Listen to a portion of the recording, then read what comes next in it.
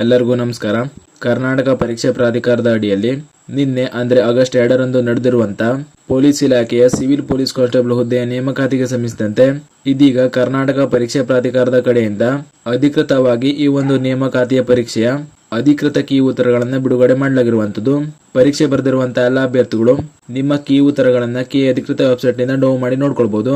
Key ಉತ್ತರಗಳನ್ನ ಯಾವ ರೀತಿ down ಮಾಡ್ಕೊಳ್ಬೇಕು ಅಂದ್ರೆ ನೀವು ಸ್ಕ್ರೀನ್ ಮೇಲೆ ಕಾಣ್ತಾ ಇರೋ ಹಾಗೆ ಈ ಪೇಜ್ ನ ಓಪನ್ ಮಾಡ್ಕೊಳ್ಬೇಕಾಗಿರ್ತದೆ. ಈ ಪೇಜ್ ನ ಓಪನ್ ಮಾಡ್ಕೊಳ್ಳಿಕ್ಕೆ ಡೈರೆಕ್ಟ್ ಲಿಂಕ್ ನಾನು ಡಿಸ್ಕ್ರಿಪ್ಷನ್ ನಲ್ಲಿ ಹಾಕಿರ್ತೀನಿ. ಆ ಲಿಂಕ್ ಮೇಲೆ ಕ್ಲಿಕ್ ಮಾಡ್ಕೊಂಡು ನೀವು ಡೈರೆಕ್ಟ್ ಆಗಿ ಈ ಪೇಜ್ ನ ಓಪನ್ ಮಾಡ್ಕೊಳ್ಬಹುದು. ಓಪನ್ ಆದ್ಮೇಲೆ ಇಲ್ಲಿ ಮೇಲ್ಗಡೆ ನೋಡ್ತಾ ಇರಬಹುದು ಸಿವಿಲ್ ಪೊಲೀಸ್ ಕಾನ್ಸ್ಟೇಬಲ್ ಪರೀಕ್ಷೆಯ ಕೀ ಉತ್ತರ ಅಂತ ಒಂದು ಲಿಂಕ್ ನೀಡಿದ್ದಾರೆ. ಈ ಲಿಂಕ್ ಮೇಲೆ ಕ್ಲಿಕ್ ಮಾಡ್ಕೊಂಡು ಈ ರೀತಿ ನಿಮ್ಮ ಕೀ ಆನ್ಸರ್ ನ ಪೇಜ್ ನ ಓಪನ್ ಮಾಡ್ಕೊಳ್ಬಹುದು. ಇಲ್ಲಿ ನಿಮ್ಗೆ ನಿಮ್ಮ ಪತ್ರಿಕೆಯ ವರ್ಷನ್ ಕೋಡ್ ನ ಆಧಾರದ ಮೇಲೆ ಪ್ರತ್ಯೇಕವಾಗಿ ಕೀ ಉತ್ತರಗಳನ್ನ ನೀಡಲಾಗಿರುವಂತದ್ದು. ಇಲ್ಲಿ ನಿಮ್ಮ ಪ್ರಶ್ನೆ ಪತ್ರಿಕೆಯ ವರ್ಷನ್ ಕೋಡ್ ಯಾವುದು ಅಂತ ನೋಡ್ಕೊಂಡು ಹೀಗೆ ನೀವು ಈ ಒಂದು ನೇಮಕಾತಿ ಪರೀಕ್ಷೆಯ ಕೀ ಉತ್ತರಗಳನ್ನು ನೋಡ್ಕೊಳ್ಬಹುದು. ಅದೇ ರೀತಿ ಕರ್ನಾಟಕ ಪರೀಕ್ಷಾ ಪ್ರಾಧಿಕಾರದ ಕಡೆಯಿಂದ ಜಿಲ್ಲಾವಾರು ಪರೀಕ್ಷೆ ಬರೆದಿರುವಂತಹ ಎಲ್ಲಾ ಅಭ್ಯರ್ಥಿಗಳ OMR ಶೀಟ್ ನ ಕೂಡ ಡೌನ್ಲೋಡ್ ಮಾಡ್ಕೊಳ್ಬಹುದಾಗಿರ್ತದೆ. ನಿಮ್ಮ ಜಿಲ್ಲೆಯಲ್ಲಿ ಪ್ರತ್ಯೇಕವಾಗಿ ಪರೀಕ್ಷೆ ಬರೆದಿರುವಂತಹ ಎಲ್ಲಾ ಅಭ್ಯರ್ಥಿಗಳ OMR ಶೀಟ್ ಕಾಪಿಯನ್ನ ನೋಡ್ಕೊಳ್ಬಹುದಾಗಿರ್ತದೆ. ಇದನ್ನ ಹೇಗೆ ನೋಡ್ಕೊಳ್ಬೇಕು ಅಂತ ನೋಡೋದಾದ್ರೆ ನೀವು ಸ್ಕ್ರೀನ್ ಮೇಲೆ ಕಾಣ್ತಾ ಇರೋ ಹಾಗೆ ಈ ರೀತಿ ಕೆ ಅಧಿಕೃತ ವೆಬ್ಸೈಟ್ ನ ಓಪನ್ ಮಾಡ್ಕೊಳ್ಳಿ.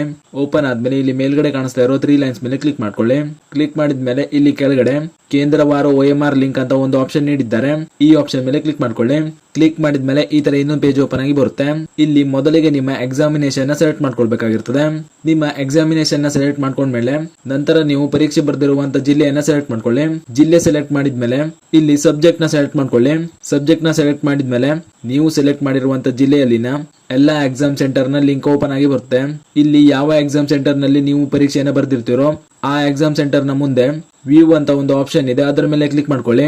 ವ್ಯೂ ಮೇಲೆ ಕ್ಲಿಕ್ ಮಾಡಿದ್ಮೇಲೆ ಆ ಎಕ್ಸಾಮ್ ಸೆಂಟರ್ ನಲ್ಲಿ ಬರೆದಿರುವಂತಹ ಎಲ್ಲಾ ಅಭ್ಯರ್ಥಿಗಳ OMR ಶೀಟ್ ಈ ರೀತಿ ಓಪನ್ ಆಗಿ ಬರುತ್ತೆ. ಹೀಗೆ ನೀವು ಕೇಂದ್ರವಾರು OMR ಶೀಟ್ ನ ಓಪನ್ ಮಾಡ್ಕೊಳ್ಬಹುದು.